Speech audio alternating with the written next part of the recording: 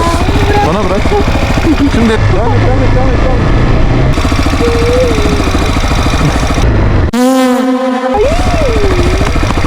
A few moments later. Kötü çocuk sokakta ve taktı beresini. Onu sevmeyen çok ama hepsi tuttu çenesini. Tuttu çenesini çünkü gördü ebesi.